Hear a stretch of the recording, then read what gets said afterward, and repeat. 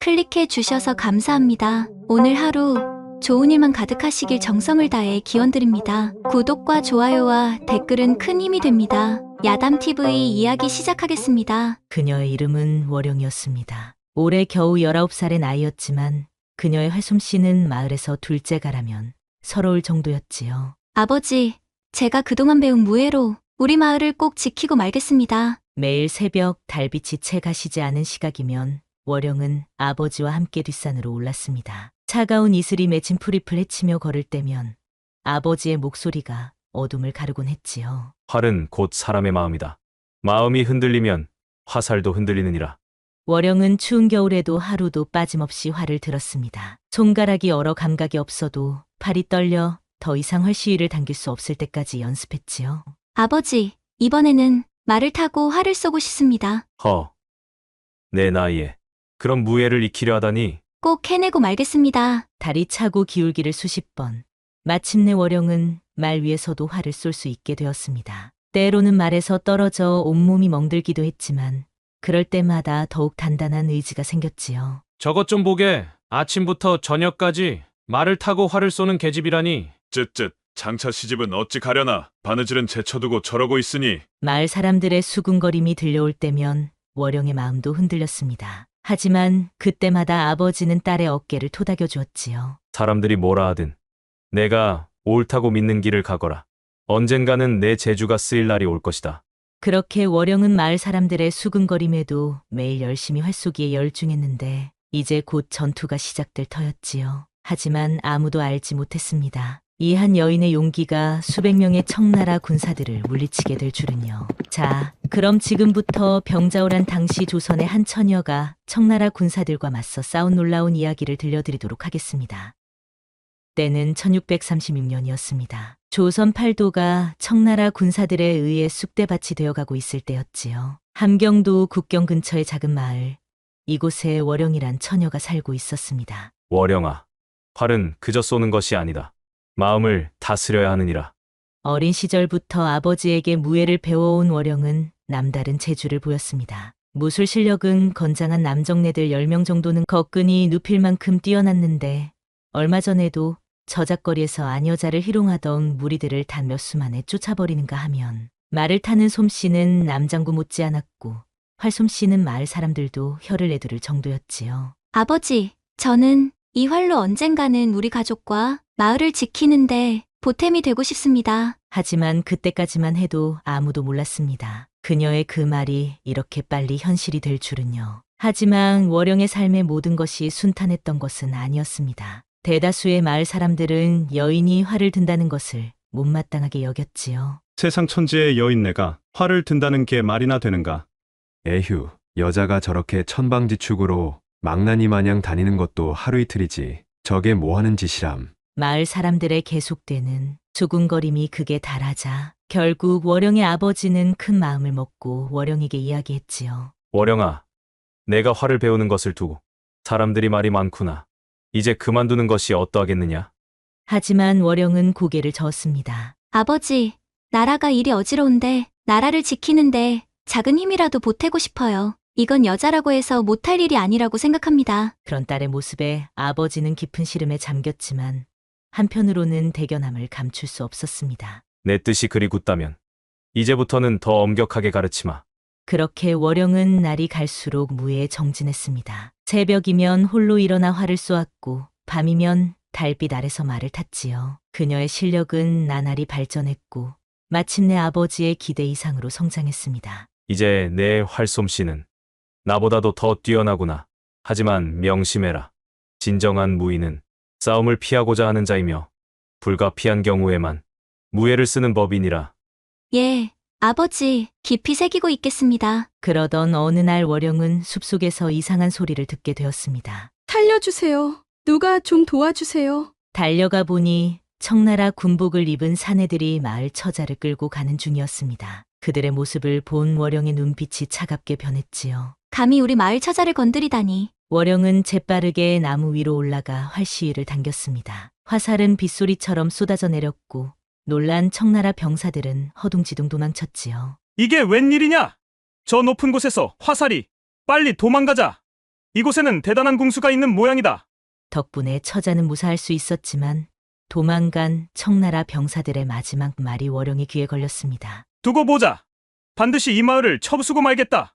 그리고 그날 밤 달이 구름에 가려진 그때 마을은 예상치 못한 큰 시련을 맞이하게 되었지요. 적군이다! 청나라 군사들이 쳐들어온다! 마을은 순식간에 아수라장이 되었습니다. 사람들은 입고 있던 옷까지만 챙겨들고 산속으로 도망치기 시작했지요. 월영은 창가에 서서 달빛 아래 몰려오는 수백 명의 청나라 군사들을 바라보았습니다. 그들 중에는 오늘 낮에 보았던 병사들의 모습도 보였지요. 이제 더 이상 물러설 수 없습니다. 월영은 조용히 활과 화살을 놓아둔 곳으로 발걸음을 옮겼지요. 과연 홀로 남은 한 여인이 수백 명의 청나라 군사들과 맞서 싸울 수 있을까요? 달빛이 구름에 가려진 그날 밤 청나라 군사들은 횃불을 들고 마을로 쳐들어왔습니다. 수백 명의 군사들이 검은 그림자처럼 마을을 에워싸고 있었지요. 이 마을에 숨어있는 조선의 궁수를 찾아라! 남자든 여자든 활을 든 자는 모두 잡아들이도록 해! 낮에 당한 수모를 잊지 못한 청나라 장수가 버럭 소리를 질렀습니다. 그의 얼굴에는 화살에 스친 상처가 선명했지요. 네, 대장님. 마을을 뒤져서라도 반드시 찾아내겠습니다. 청나라 군사들은 집집마다 들이닥쳐 물건을 부수고 짓밟기 시작했습니다. 하지만 이상했습니다. 마을엔 개 한 마리 얼씬거리지 않았지요. 어디 있는 것이냐? 모두 다 도망쳤단 말이냐? 그때 어둠 속에서 화살 하나가 날아와 장수의 어깨를 관통했습니다. 순식간에 마을은 적들의 비명소리로 가득 찼지요. 저기다! 저 높은 나무 위에! 하지만 그들이 고개를 돌렸을 때는 이미 늦었습니다. 월영은 나무에서 나무로 재빠르게 이동하며 화살을 쏘아댔지요. 아버지, 제가 그동안 배운 것들이 헛되지 않았음을 보여드리겠습니다. 월영의 화살은 한 번도 빗나가지 않았습니다. 아버지에게 배운 대로 그녀는 달빛과 그림자를 이용해 자신의 위치를 감추었고 바람의 방향까지 고려하여 화살을 날렸지요. 도깨비다! 분명 도깨비일 거야! 아니다! 분명 조선의 명궁수들이 매복해 있는 것이야! 청나라 군사들은 공포에 질려 우왕좌왕하기 시작했습니다. 그들은 한 명의 궁수가 자신들을 무너뜨리고 있다는 사실을 전혀 짐작조차 하지 못했지요. 하지만 그때였습니다. 갑자기 구름 사이로 달빛이 새어나오기 시작했고 월영의 그림자가 드러나고 말았습니다. 저기다! 아니, 저건 여자잖아! 고작 저런 계집 하나가 우리를 농락했단 말이냐? 청나라 장수의 입가에 비웃음이 맺혔습니다. 그는 자신의 부하들을 향해 고함을 질렀지요. 저 나무를 포위하라! 저 계집을 잡아오면 오늘 밤 후한상을 내리리라! 월영은 이제 더 이상 숨을 곳이 없었습니다. 과연 그녀는 이 위기를 어떻게 헤쳐나갈 수 있을까요?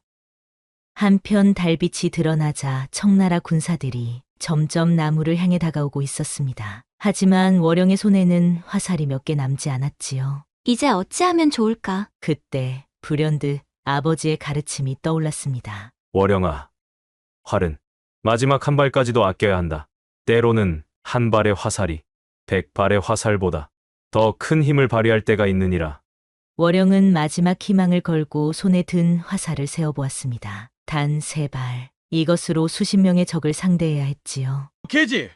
어서 내려와라! 그러면 목숨만은 살려주마! 청나라 장수의 비웃음 섞인 목소리가 들려왔습니다. 하지만 월영은 달리 생각하고 있었지요. 죽을 거면 한 명이라도 더 데리고 가는 게 낫겠지. 월영은 마지막 3발의 화살 중 하나를 꺼내 들었습니다. 그리고는 나무 아래에 쌓여있는 건초더미를 노려보았지요. 저들의 횃불만 닿으면 순간 월영의 화살이 날아갔습니다. 화살은 청나라 군사가 들고 있던 횃불을 정확히 맞추어 건초더미 위로 떨어뜨렸고 불은 순식간에 번져나갔습니다. 으악! 불이다! 어서 피하시오! 혼란 속에서 월영은 나무에서 나무로 옮겨가며 달아났습니다. 하지만 청나라 군사들의 추격은 계속되었지요. 그때였습니다. 어디선가 깊은 목소리가 들려왔습니다. 아가씨, 이쪽입니다. 월영이 소리가 나는 쪽을 바라보니 한 선비가 창고 문을 열어두고 그녀를 부르고 있었습니다. 그는 다름 아닌 마을에 머물던 선비 이수역이었지요. 어서 들어오십시오. 제가 좋은 수가 있습니다. 월영은 잠시 망설였습니다. 하지만 지금은 선택의 여지가 없었지요. 어디로 갔느냐? 어서 찾아라! 청나라 군사들의 고함 소리가 가까워지고 있었습니다. 좁은 창고 안으로 들어선 두 사람은 숨을 죽이고 있었는데 창고 틈 사이로 새어 들어오는 달빛이 희미하게 그들의 얼굴을 비추었지요. 아가씨, 제가 여기 창고에 있는 볏짚으로 허수아비를 만들어 저들을 무찌를 수 있는 방법을 찾았습니다. 선비님, 허수아비라면 마치 지난번 장터의 그것처럼 만들어 보는 게 어떨까요? 장터에, 그러고 보니 아가씨께서 그때도 계셨군요. 두 사람은 잠시 눈을 마주쳤습니다. 얼마 전 장터에서 월영은 이수혁이 허수아비로 장난치는 아이들을 즐겁게 해주던 모습을 본 적이 있었지요. 자, 우선 이렇게 볏짚을 묶고 이수혁의 손놀림이 바빠졌습니다. 그의 손끝에서 볏짚이 마치 살아있는 것처럼 움직였지요. 월영은 그런 이수혁의 모습을 넋을 잃고 바라보았습니다. 아가씨, 아, 예, 죄송합니다. 달빛 아래 이수혁의 모습이 평소보다 더욱 빛나 보였고 땀에 젖은 이마를 닦는 모습에서 풍기는 은은한 향기에 월영은 잠시 넋이 나가버렸답니다. 이제 이것들을 묶어서 세워야 하는데 월영이 만들어진 허수아비를 잡으려는 순간 이수혁의 손이 그녀의 손등에 살짝 닿았습니다. 순간 두 사람의 움직임이 멈췄지요. 저 혼자 해도 될 것 같습니다. 잠시 앉아 계시죠. 이수혁의 목소리가 평소보다 낮게 깔렸습니다. 그때였습니다. 여기를 뒤져라! 밖에서 들리는 소리에 두 사람은 급히 몸을 숨겼는데 좁은 공간에서 서로의 심장 소리가 크게 들렸지요. 아가씨, 숨을 쉬지 마십시오. 이수혁이 월영을 자신의 품 안으로 더욱 깊이 끌어당겼습니다. 월영의 머리칼에서는 은은한 난초향이 풍겼고 이수혁의 품에서는 묵향이 느껴졌지요. 발자국 소리가 점점 가까워졌다가 멀어졌습니다. 하지만 두 사람은 쉽사리 몸을 떼어내지 못했지요. 이제 괜찮은 것 같습니다. 예, 그런 것 같네요. 잠시 후 떨어져 선 두 사람은 처음 느껴본 감정에 얼굴이 붉게 물들며 아쉬워했지만 지금은 그런 감정에 빠질 때가 아니었지요. 서둘러야 합니다. 날이 밝기 전에 모든 준비를 마쳐야. 이수혁의 말에 월영은 고개를 끄덕였고 둘은 다시 허수아비 만들기에 집중했답니다. 하지만 가끔씩 서로를 훔쳐보는 눈길은 숨길 수는 없었지요. 아가씨, 잠시만 기다려 주십시오. 이수혁은 창고 안에 쌓여있는 볏짚들을 재빠르게 움직이기 시작했습니다. 그의 손놀림이 분주했지요. 제가 평소 병법서를 즐겨 읽었는데 지금이야말로 그 지혜를 써야 할 때인 듯합니다. 월영은 의아한 눈으로 이수혁을 바라보았습니다. 선비의 손놀림을 따라 볏짚이 하나 둘 사람 모양으로 변해가고 있었지요. 손님이 많이 오는데 주인이 대접을 소홀히 하면 안 되겠지요? 이수혁의 입가에 미소가 번졌습니다. 그제야 월영은 그의 계책을 깨달았지요. 아, 이것들을 마을 곳곳에 세워두는 것이군요. 과연 아가씨께서는 명궁이시자 명석한 분이시군요. 두 사람은 서둘러 허수아비들을 만들기 시작했습니다. 볏짚으로 만든 병사들의 수가 늘어날 때마다 이수혁의 눈빛은 더욱 빛났지요. 이제 우리도 군대가 생겼습니다. 비록 볏짚으로 만든 군사지만 좁은 창고 안에서 귓속말을 하는 동안 두 사람의 거리는 더욱 가까워졌습니다. 어둠 속에서도 서로의 숨결이 느껴질 만큼 가까운 거리였지요. 그 순간 선비님. 이를 어쩌면 좋습니까? 월영의 말에 돌아본 선비의 입술에 그만 월영의 볼이 닿아버렸지요. 월영은 자신도 모르게 볼이 붉어지는 것을 느꼈고 심장은 미친 듯이 뛰기 시작했지요. 그런데 이수혁 역시 가까이서 바라보는 월영의 고운 자태에 벌써부터 마음이 흔들리고 있었답니다. 창고 틈으로 새어 들어오는 달빛이 그녀의 하얀 목선을 비추었고 긴장한 탓인지 그녀의 가슴이 크게 오르내리고 있었지요. 아가씨. 묘한 분위기에 취했는지 이수혁은 무심결에 월영의 어깨를 붙잡았습니다. 그리고 때마침 밖에서 발자국 소리가 들리자 그는 반사적으로 월영을 다시 품에 안아 벽 쪽으로 몸을 숨겼는데 선비님, 거기가... 두 사람은 어쩔 줄 몰라 잠시 그렇게 아무 말도 없이 서 있었지요. 이 근처를 샅샅이 뒤져라! 그 계집이 분명 이쪽으로 도망쳤다! 월영과 이수혁은 숨을 죽였습니다. 창고 문틈 사이로 횃불 빛이 새어 들어왔지요. 이제 어찌하면 좋을까요? 아가씨, 저를 믿어주시겠습니까? 이수혁은 조용히 월영의 손에 들린 남은 두 발의 화살을 바라보았습니다. 그의 눈빛에는 단단한 결의가 서려 있었지요. 지금 우리에겐 아가씨의 활솜씨와 제 꾀, 그리고 이 허수아비들이 있습니다. 이것이면 충분합니다. 월영은 잠시 이수혁을 바라보았습니다. 선비의 눈빛에서 비겁함이나 두려움은 찾아볼 수 없었지요. 좋습니다. 어떤 계책을 세우신 건가요? 이수역은 월영에게 바짝 다가와 목소리를 낮추고 다시 귓속말을 하기 시작했는데 그의 목소리는 작지만 확신에 차 있었지요. 먼저 허수아비들을 마을 곳곳에 세워둡니다. 그리고 과연 이들이 세운 계책은 무엇일까요?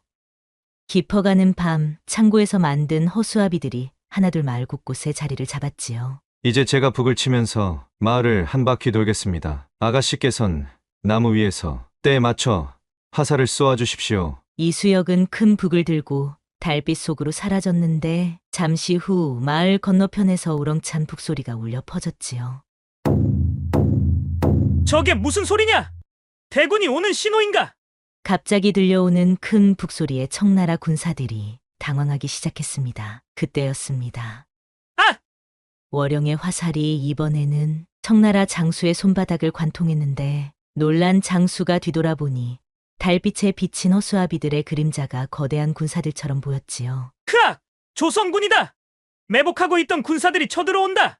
혼란 속에서 이수역은 재빠르게 허수아비들 사이를 오가며 횃불을 밝혔습니다. 수십 개의 그림자가 드리워지자 마치 수백 명의 군사가 있는 것처럼 보였지요. 북소리는 점점 더 크게 울려 퍼졌고 달빛에 비친 허수아비들의 그림자는 더욱 커져만 갔습니다. 장수님! 저들이 너무 많습니다! 우리가 포위당했습니다! 청나라 군사들의 공포에 질린 외침이 터져 나왔습니다. 그때 월영의 마지막 화살이 날아가 장수의 손에 든 칼을 맞췄지요. 으아! 이곳은 귀신이 든 마을이다. 어서 물러나자. 장수가 먼저 도망치자 나머지 군사들도 뒤따라 달아나기 시작했습니다. 수백 명의 군사들이 한순간에 무너진 것이었지요. 선비님, 우리가 해냈어요. 기쁨에 찬 월영의 목소리가 울려 퍼졌지만 그런데 이수역의 얼굴은 심각했지요. 아가씨, 아직 마음을 놓기엔 이릅니다. 저들이 날이 밝으면 우리의 계략을 눈치챌 것입니다. 그럼 어찌하면 좋을까요? 한 가지 방법이 더 있습니다. 하지만 이번엔 아가씨의 목숨을 걸어야 할지도 모릅니다. 달빛 아래 두 사람의 시선이 마주쳤습니다. 선비님의 계책이 무엇입니까? 이수역은 잠시 말을 고르더니 조심스레 입을 열었지요. 적장이 달아났지만 새벽이 되면 그들은 분명 우리의 계략을 눈치챌 것입니다. 그때는 더 큰 군사를 이끌고 올 터 그렇다면 아가씨께서 적진으로 들어가셔야 합니다. 월영의 눈이 커졌습니다. 이수역은 단호한 목소리로 말을 이었지요. 제가 알아보니 적장은 자존심이 매우 강한 자입니다. 여인 하나에게 당한 치욕을 반드시 갚으려 할 것입니다. 하지만 그들이 아가씨를 잡으러 들어올 때가 바로 기회입니다. 그들의 주의가 아가씨 한 명에게 쏠려 있을 때 우리는 진짜 함정을 파놓을 수 있지요. 이수역은 마을 뒤편에 있는 깊은 절벽을 가리켰습니다. 저기에 불을 지펴놓고 아가씨께서는 그들을 절벽 쪽으로 유인하시는 겁니다. 그들이 달려들면 절벽 아래로 떨어뜨린다. 이것이 선비님의 계책이군요. 하지만 매우 위험하지요. 잘못하면 아가씨께서 월영은 이수역의 말을 끊고 단호하게 말했습니다.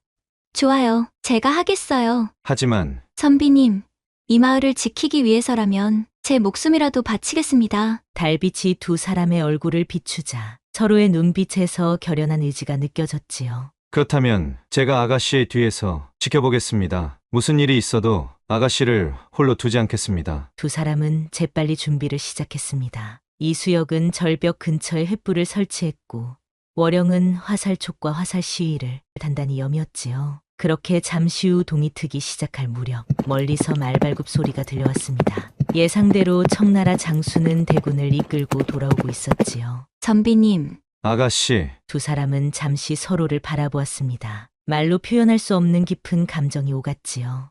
부디 무사하시길 빕니다. 걱정 마세요. 반드시 살아서 돌아오겠어요. 월영은 활시위를 당기며 절벽 위로 올라갔습니다. 이제 진짜 승부가 시작되려 하고 있었지요. 동이 트기 직전에 어스름한 하늘 아래 월영은 절벽 위에 홀로 서 있었습니다. 여기 있다.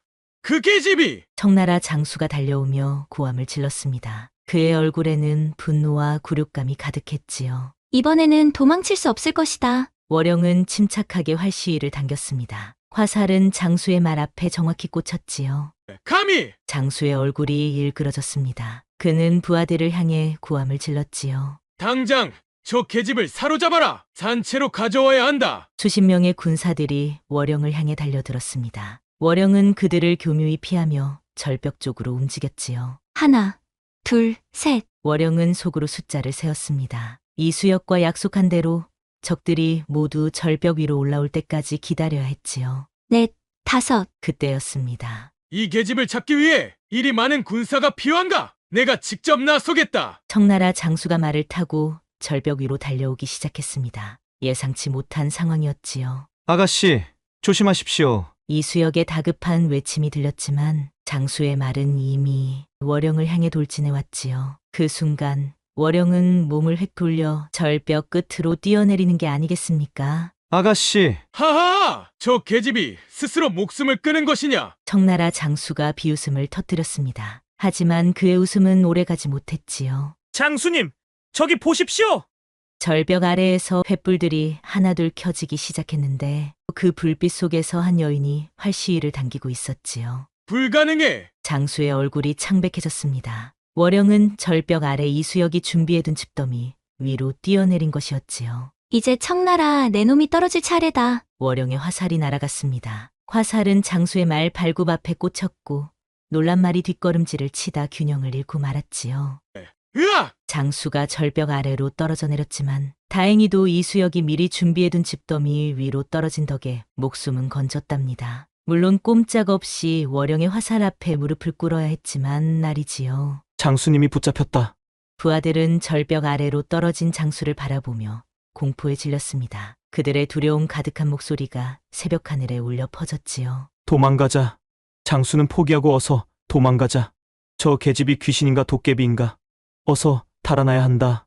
청나라 군사들은 자신들의 장수를 버린 채 뿔뿔이 흩어져 달아났습니다. 전날 밤의 공포가 다시금 그들의 가슴을 옥죄었던 것이지요. 그렇게 동이 터오자 마을 사람들이 하나 둘 산속에서 나오기 시작했습니다. 그들의 눈앞에는 믿을 수 없는 광경이 펼쳐져 있었지요. 이게 웬일이오? 청나라 군사들이 모두 사라졌어. 허수아비들이, 아니, 저기 좀 보시오. 사람들의 시선이 절벽 아래로 향했습니다. 그곳에는 월영과 이수역이 청나라 장수를 결박하고 있었지요. 아니, 저 계집이, 아니, 아가씨께서 청나라 장수를 선비님과 함께 우리 마을을 구하신 것이로구나. 이제야 사람들은 그동안 월영을 향했던 자신들의 편견이 얼마나 부끄러운 것이었는지 깨닫게 되었습니다. 죄송합니다, 아가씨. 여인이라고 무시하고 손가락질했던 우리들을 용서해 주시오. 마을 어른들이 고개를 깊이 숙였습니다. 월영은 부드러운 미소를 지으며 말했지요. 이런 말씀 마십시오. 저는 그저 우리 마을을 지키고 싶었을 뿐입니다. 그렇게 며칠이 지났습니다. 청나라 장수를 사로잡았다는 소식은 순찰사를 통해 한양까지 전해졌고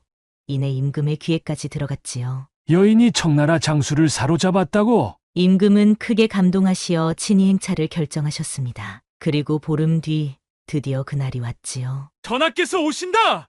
어서 엎드리시오!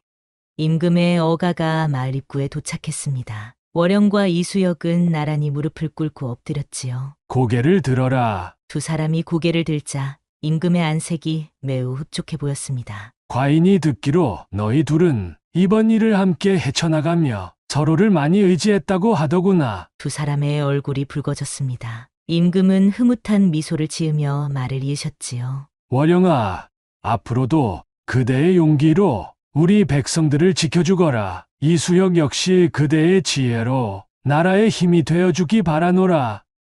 그렇게 한 달이 지났습니다. 월영은 임금께 받은 충의연령의 칭호를 안고 여전히 무예를 닦으며 마을을 지켰고 이수역은 통정대부가 되어 나라를 위해 힘쓰게 되었지요. 이제 한양으로 가시는 건가요? 예, 나라를 위해 해야 할 일이 많습니다.